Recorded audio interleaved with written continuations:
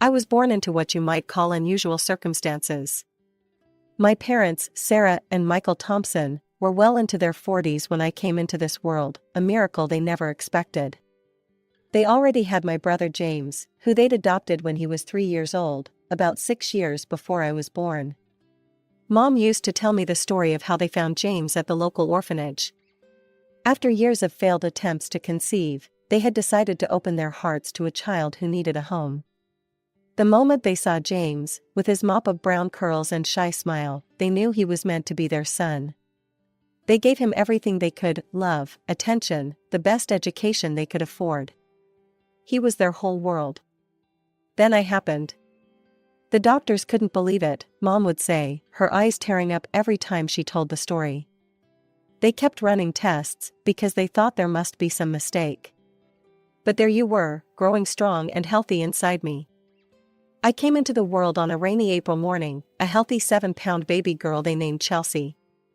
Dad said he'd never seen Mom cry so much as she did when she first held me. They were overjoyed to have a daughter, especially one they'd thought impossible. But James was a different story. I remember one of my earliest memories, probably when I was around 3. I was toddling after James in our backyard, my chubby legs struggling to keep up with his longer strides. "Jamie, wait for me," I called out, using the nickname he hated. He whirled around, his face twisted with anger. "Stop following me. And don't call me Jamie." "But I want to play with you," I said, my lower lip trembling. "Well, I don't want to play with you. Why don't you go bother Mom and Dad? They love having their precious little miracle around." I didn't understand then why he was so angry. In my innocent mind, he was my big brother, and I loved him unconditionally. I thought that's just how it worked: you love your family, and they love you back. Mom and Dad tried their best to manage the situation. They made sure to give James just as much attention as they gave me, if not more. When they bought me new clothes, they bought him something too. When they took me to the park, they made sure to schedule something special for James as well. "James, honey," I once overheard Mom saying through his bedroom door, "Chelsea's your sister. She loves you so much. Can't you try to?" "She's not my sister," James had shouted back. "She's just the kid you had when you decided I wasn't enough." When I was 4, things at home went from bad to worse. I remember sitting at the bottom of our stairs one evening, clutching my stuffed rabbit, while another one of James's explosions shook our house. "I'm not going to some shrink," James's voice boomed through the hallway. "You think I'm crazy now? Is that it?" "Nobody thinks you're crazy, sweetheart," Mom's voice was gentle, but strained. "We just want to help you work through your feelings. Dr. Anderson is really nice, she—" "Oh sure," James cut her off. "Ship the adopted kid off to therapy while your real daughter gets to stay home. That's what this is really about, isn't it?" I heard Dad's heavy sigh. "Son, this has nothing to do with Chelsea. We're worried about you. You've been so angry lately." "Of course I'm angry." Something crashed against the wall, probably one of the framed photos Mom loved so much. "You got your perfect little biological child now, so why do you even need me around? Why don't you just send me back?" "James, please," Mom was crying now. "We love you just as much as we love Chelsea. You're our son." "Liar. I'm not your son, I'm just some kid you picked up when you couldn't have your own." I heard footsteps thundering up the stairs and pressed myself against the wall. James stormed past me like I wasn't even there, his face red with rage. His bedroom door slammed so hard the whole house seemed to shake. That became our new normal. Every little thing set James off. When Mom bought me new shoes for kindergarten, she made sure to get him an expensive new backpack for middle school. But he threw it across the room, claiming she'd spent more on my shoes. Even when they tried to include me in his life, it backfired. They took me to his basketball games, thinking it would help us bond as siblings. Instead, he'd get furious if I cheered for him. "Stop bringing her," he yelled after one game. "She's ruining everything. Everyone's looking at her instead of watching me play."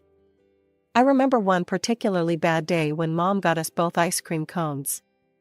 Mine had sprinkles on it, and James's didn't, not because Mom hadn't offered, but because he'd said he didn't want any. 5 minutes later, he was having a meltdown about how they always gave me extra special treatment. These episodes would end the same way. James would lock himself in his room, sometimes for days. Mom would leave trays of food outside his door, which he'd only retrieve late at night when he thought we were all asleep. I'd hear him sometimes, padding down the hallway like a ghost. During these silent periods, our house felt like it was holding its breath. Mom would cry when she thought I couldn't see her. Dad would stand outside James's door for long minutes, his hand raised to knock, before walking away without making a sound. And I, not fully understanding what was happening but knowing somehow that I was part of the problem, tried to make myself as small and quiet as possible. I was 6 years old when Aunt Martha died. I didn't know her well. She was Mom's aunt who lived several hours away, but her death threw our family into chaos in a way none of us expected. "We have to leave right now," Mom said, hurriedly packing an overnight bag. "James, you're old enough to watch Chelsea for one day. We'll be back late tonight." James rolled his eyes, but nodded. "Whatever." "There's food in the fridge," Dad added, checking his wallet. "And both our cell numbers are on the kitchen board. Call if anything happens." I know, James muttered. "I'm 15, not stupid." I watched from the window as their car pulled away. James waited exactly 3 minutes after they left, before grabbing his jacket. "Where are you going?" I asked, my voice small. "Out. Don't touch my stuff." He was already heading for the door. But Mom and Dad said. "Mom and Dad say a lot of things," he sneered. "Just watch TV or whatever. And don't tell them I left or you'll be sorry." The door slammed behind him, and suddenly I was alone in our big house. At first, I tried to be brave. I watched cartoons, ate the sandwich Mom had left in the fridge, and played with my dolls. But as the hours ticked by and the sun started to set, fear crept in. The shadows grew longer. Every creak of the house made me jump. I tried calling James's cell phone, but it went straight to voicemail. By the time darkness fell completely, I was terrified. I huddled on the couch, wrapped in a blanket, crying quietly and watching the front door. It was almost midnight when I heard our parents' car in the driveway. I ran to the door, tears streaming down my face. "Chelsea," Mom scooped me up. "What's wrong? Where's James?" He left," I sobbed. "Right after you did." I was so scared. Dad's face turned a shade of red I'd never seen before. "He left you alone? All day?" James didn't come home until the next morning, swaggering in like nothing had happened. He found Mom and Dad waiting in the kitchen, their faces grim. "Where were you?" Dad's voice was deadly quiet. James shrugged. "With friends." "We trusted you," Mom's voice cracked. "Your sister could have been hurt." "Oh, here we go again." James threw up his hands. "Everything's about precious Chelsea. She's fine, isn't she? Stop treating me like a criminal." The punishment came swift, grounded for a month, no phone, no friends. But James had one more card to play. 2 days later, a woman from Child Protective Services showed up at our door. James had filed a complaint, claiming our parents were abusive and favored me over him. I remember sitting in my room, listening to the woman interviewing Mom and Dad in the living room. The investigation didn't find any evidence of mistreatment, how could it?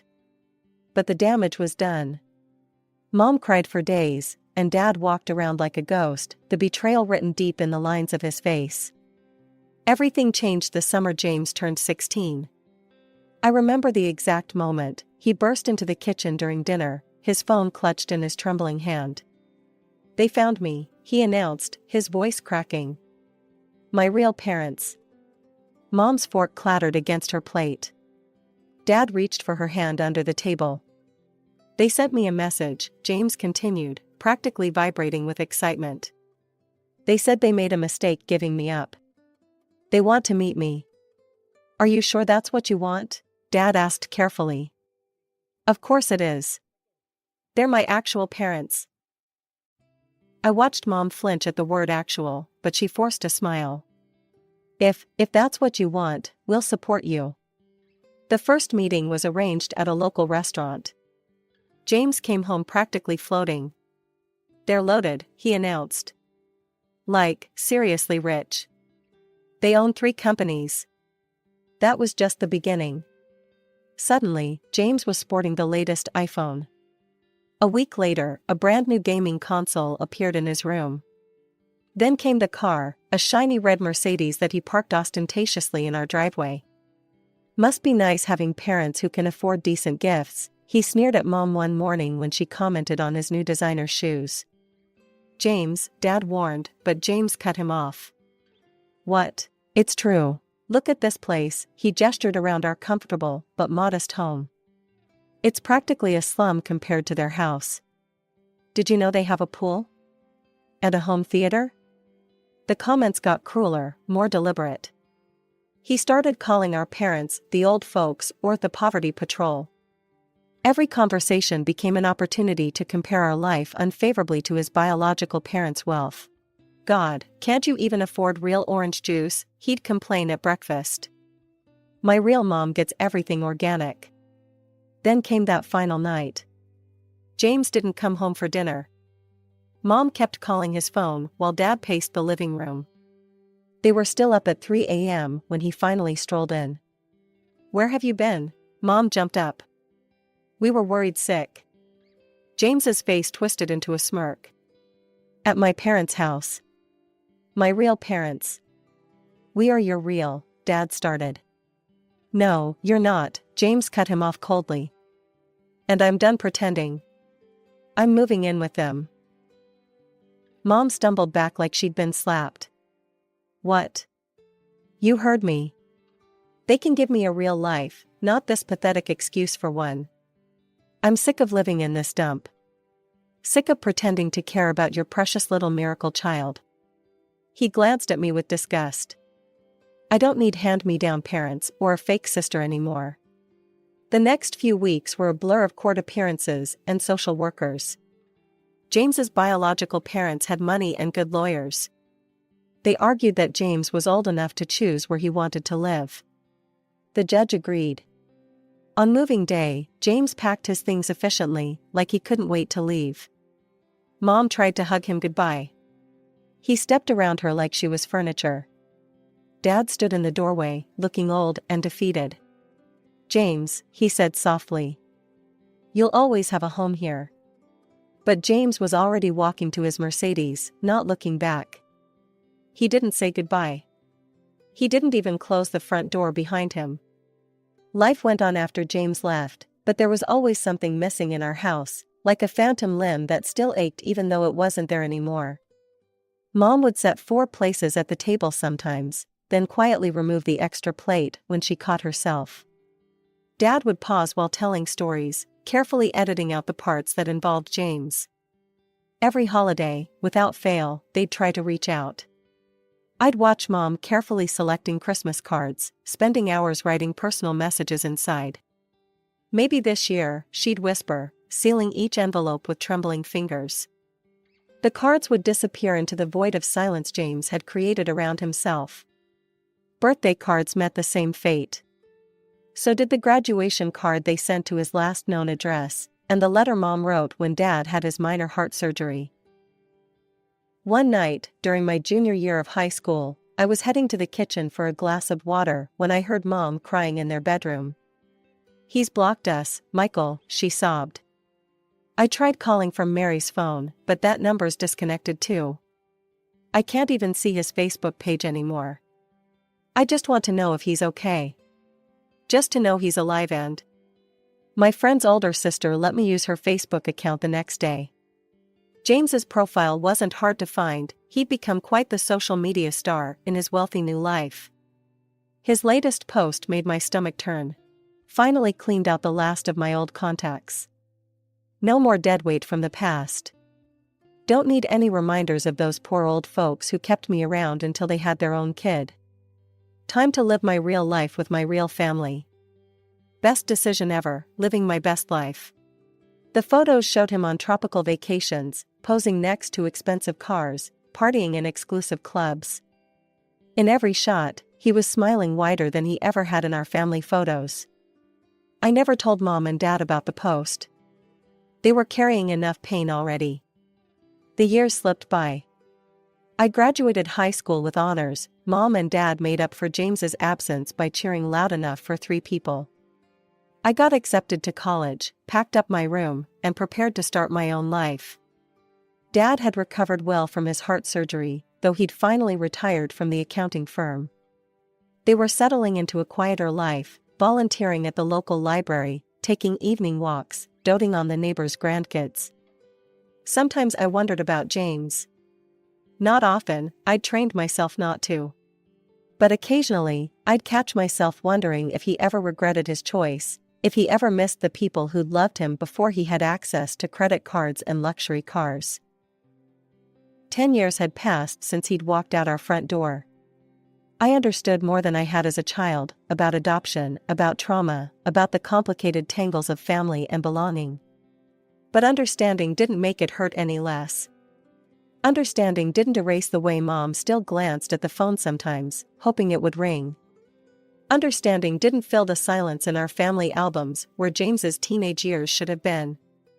That terrible call came during my economics lecture. An unknown number. I almost didn't answer. Is this Chelsea Thompson? Yes.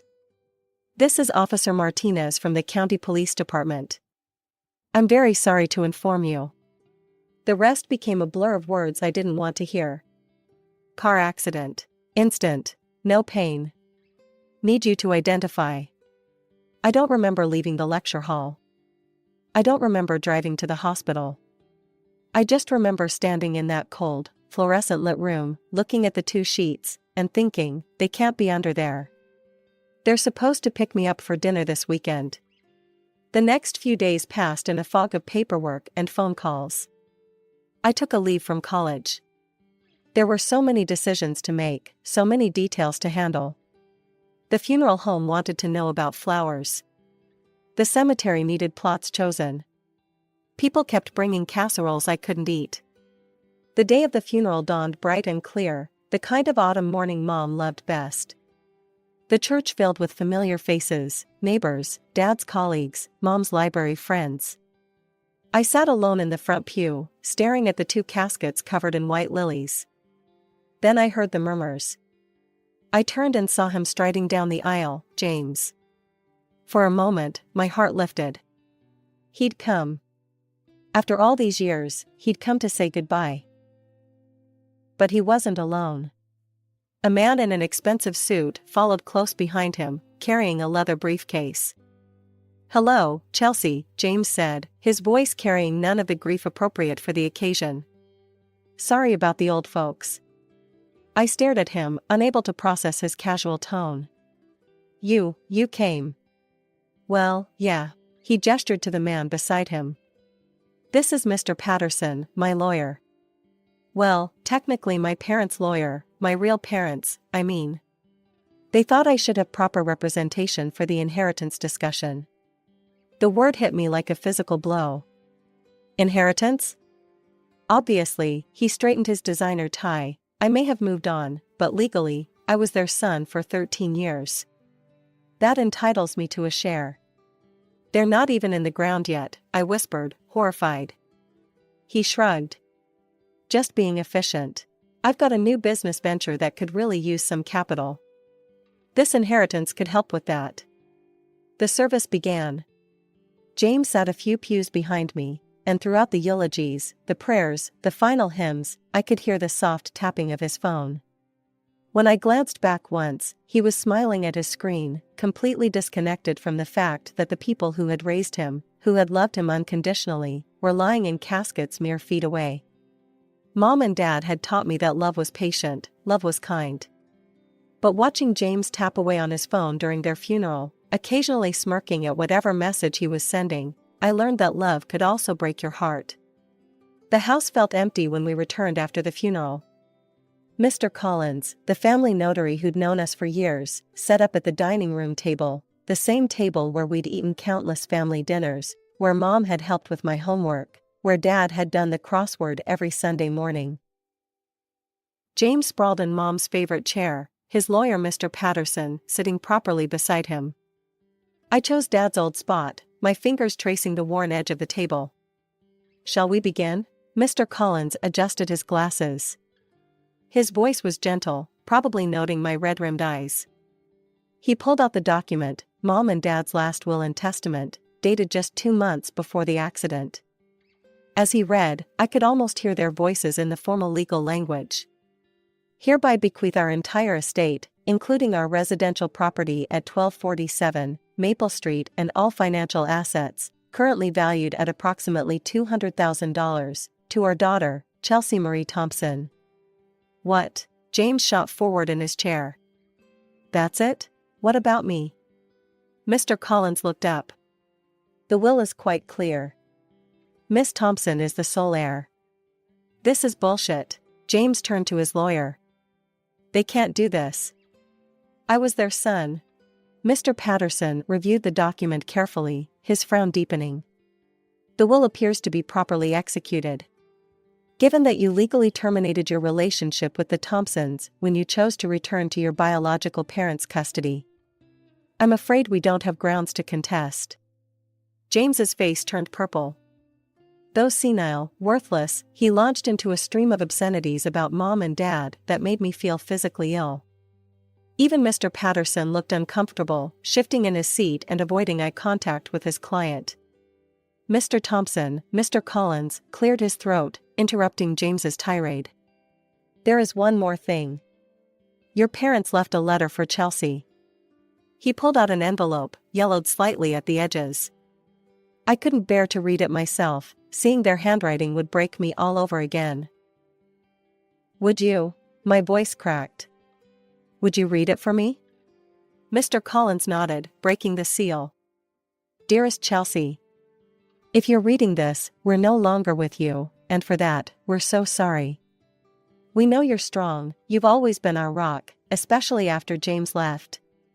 But you're also kind, perhaps the kindest person we've ever known. Everything we have is yours now. The house where we made so many memories, the savings we put aside for your future, it's all in your hands. We trust your judgment completely. But we have one last hope. If James ever finds his way back to us, if he comes to say goodbye and shows that somewhere inside him is still the boy we loved so much, we ask you to consider sharing this inheritance with him. This is entirely your choice, we would never presume to tell you what to do. You'll know in your heart if he deserves this chance. We love you, sweetheart. We love both of you, always have, always will. Mom and Dad." I watched as the color drained from James's face. For the first time since he'd walked into the funeral, his carefully constructed facade cracked. "Chelsea," his voice suddenly turned soft, pleading. "I didn't mean what I said before. About Mom and Dad. I was just upset, you know how it is. The shock of losing them." I stared at him, seeing clearly for the first time not the brother I'd once adored, but the stranger he'd become. "They were such good people," he continued, his voice thick with fake emotion. "And you're right, they did raise me. Maybe we could honor their memory by investing in my new business venture? I'm sure they would have wanted." "Stop," my voice was quiet but firm. "Just stop." He blinked, thrown off script. "Mr. Collins," I turned to the notary, "the letter says this decision is voluntary, correct?" "Absolutely," he nodded. "The choice is entirely yours, Miss Thompson." I stood up, my legs steady, despite the emotional earthquake of the day. "Then my answer is no. You showed exactly who you are today, James. You couldn't even put down your phone during their funeral. You called them worthless before their bodies were cold. But they loved you until their last breath," I continued, my voice breaking slightly. "They still hoped you'd find your way back to being the person they raised you to be. But that person is gone, isn't he? If he ever existed at all." I walked to the front door and opened it. Please leave. Don't come back. Don't try to contact me. James's face darkened. You self-righteous little. Mr. Thompson, his lawyer cut in sharply, gripping his arm.